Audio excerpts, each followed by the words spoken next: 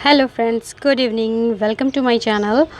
और आप सभी कैसे हैं, कमेंट करके ज़रूर बताइए। और जैसे कि गर्मियां स्टार्ट हो गई हैं और लखनऊ में तो बहुत ज़्यादा गर्मी पड़ने लग गई है। और अभी से इतनी गर्मी पड़ेगी तो पता नहीं आगे और कितनी ज़्यादा पड़ने वाली है। और देखिए, जैसे कि अभी तक मेरे गार्डन में विंटर्स के फ्लावरों की बहार थी, इस समय हमारे गार्डन में समर के भी प्लांट्स ब्लूम करना स्टार्ट कर दिए हैं। और बहुत ही अच्छी ब्लूमिंग इस समय भी है मेरा गार्डन में। इस समय भी फूलों की बिल्कुल बहार सी आई हुई है। और ये देखिए, मेरे हाइब्रिड विनका बहुत अच्छे से ब्लूम कर रहे हैं। और ये देखिए मेरे बोगनवेलिया, और इसमें वाइट और एक येलो के कॉम्बिनेशन करके मैंने लगाया था, और ये भी बहुत अच्छे से ब्लूम कर रहा है। और फ़िलहाल मैं इन दोनों पे ही नहीं बात करने वाली हूँ, बस सुंदर लग रहा था तो मैंने सोचा आप लोग को भी शो कर दूँ। मैं आज बात करने वाली हूँ इस प्लांट के बारे में, जिसे देखकर आप जान गए होंगे ये कौन सा प्लांट है। हाँ जी, बिल्कुल, ये ओरिएंडर, या आप इसको क्या बोलते हैं, कनेर के नाम से जानते होंगे। और ये बहुत सी वैरायटी में आता है, कई कलर्स में आता है, सिंगल पेटल, डबल पेटल, और बहुत ही सुंदर प्लांट है।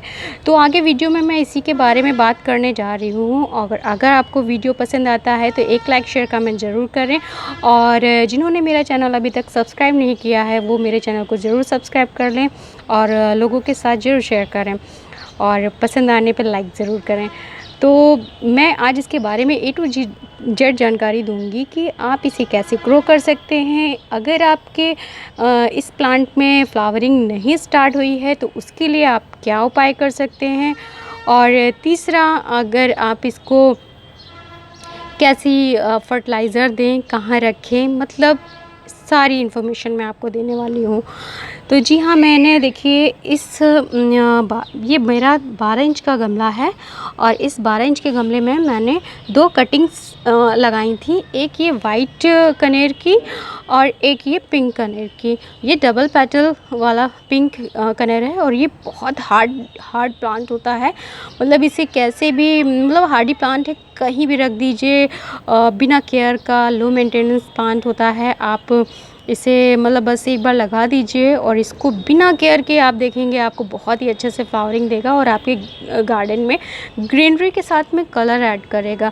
जैसे कि मैंने बताया, इसमें मैंने देखिए 2 कटिंग्स लगाई थी, एक वाइट और एक पिंक की, और दोनों ही सक्सेस रही हैं। और ये प्लांट कटिंग से ग्रो करना बहुत ही ईजी होता है। अगर आपको ये प्लांट कहीं भी मिलता है तो आप इसकी कटिंग ला के बहुत ही आराम से, आसानी से लगा सकते हैं। उसके कई मेथड हैं, और इस फ्लावर में बहुत ही अच्छी फ्रेगनेंस होती है, बहुत भीनी भीनी। जब मैं सुबह छत पे आती हूँ वॉक करने और इस पेड़ के बगल से निकलती हूँ ना, तो बहुत ही अच्छी इसमें से स्मेल आती रहती है। तो इस प्लांट को आप ज़रूर अपने गार्डन में ऐड करें। और इसको लगाने के लिए आप, कई मेथड है जो मैं बता रही हूँ। पहला ये है कि आप इसकी कटिंग लीजिए, जो सेमी हार्डवुड इसकी कटिंग लीजिए, और कम से कम 6 इंच की कटिंग लीजिए। जैसे कि ये बिल्कुल नई ब्रांच है, इसे बिल्कुल ना लीजिए। जो ऐसे कि मैंने बताया कि थोड़ी सेमी हार्ड हो, तो आप अगर कटिंग ले रहे हो तो ऐसी कटिंग लीजिए, और ऐसे प्लांट लीजिए कम से कम 1-2 साल पुराना प्लांट हो, तो जिसमें मतलब बिल्कुल ग्रीनिश हो, वैसी नहीं जो हल्की ब्राउनिश या उसमें हल्के से चित्ती चित्ती सी आ जाती है, उस टाइप की कटिंग लेंगे तो वो बहुत आसानी से ग्रो होगी, और आपका रिज़ल्ट 100% सक्सेसफुल होगा। वैसे कभी कभी ये जो आपकी न्यू ब्रांचेस होती हैं ये भी लग जाती हैं, लेकिन इन ख़राब भी बहुत जल्दी हो जाते हैं। पहले तो आपको लगेगा कि हाँ ये लग गया है, लेकिन वो सक्सेस नहीं होता है। तो मैं आपको यही सजेस्ट करूँगी कि जब भी आप इसकी कटिंग लें तो थोड़ा सा सेमी हार्डवुड कटिंग लें, और बहुत अच्छे से वो सक्सेस होती है। तो उसको करना क्या है, जैसे कि आपने कटिंग ली, 6 इंच की कटिंग लीजिए, और उसको कम से कम 2 इंच के आसपास आप उसको नोड एरिया से मिट्टी में दबा दीजिए, और ये आसानी से आपका लग जाएगा।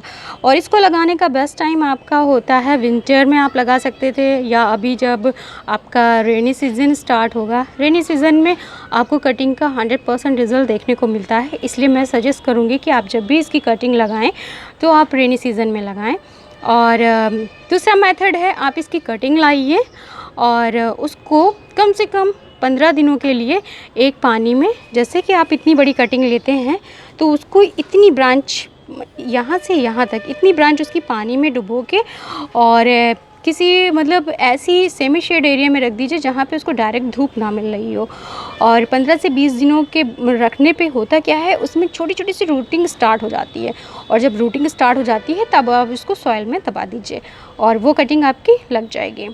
तीसरा है, आप एयर लेयरिंग से भी लगा सकते हैं, लेकिन एयर लेयरिंग के लिए करना क्या है, आपको किसी प्लांट की ज़रूरत होगी, और वो प्लांट ऐसा होना कम से कम 2 साल तो पुराना होना ही चाहिए, क्योंकि वही अच्छे से सक्सेस होता है। उसमें करना क्या है, यहाँ से कटिंग करके यहीं पे इसी की टहनी फंसा के और उसको कस के कोकोपीट लगा के और आप कस के बांध दीजिए, और वहीं से उसके रूट डेवलप हो जाते हैं और आप उसको आराम से ग्रो कर सकते हैं।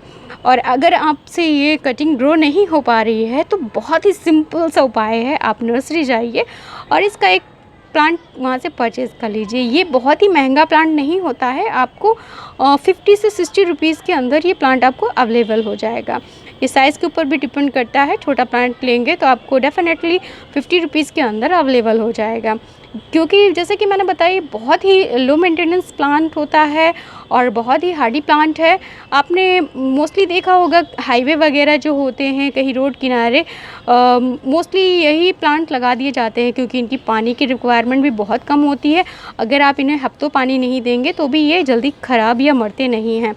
और लेकिन अगर वो ज़मीन पे लगा हो, लेकिन अगर आप उसको गमले में लगाते हैं तो गमलों पे लगे प्लांट को थोड़ी सी केयर की ज़रूरत होती है, क्योंकि उसका एरिया सीमित होता है और उसकी मिट्टी उतनी सूख जाती है, रूट्स उतने में ही रहते हैं, तो उसको पानी की समय समय पे ज़रूरत पड़ जाती है। लेकिन गमलों में भी मतलब बहुत ज़्यादा वाटरिंग की ज़रूरत इसमें नहीं पड़ती है, तो इसीलिए इसमें फंगल अटैक भी बहुत कम होता है, मतलब कोई भी बर्ड्स वगैरह भी इसमें बहुत कम ही लगते हैं, और फ्लावरिंग इसकी पूरे साल होती रहती है।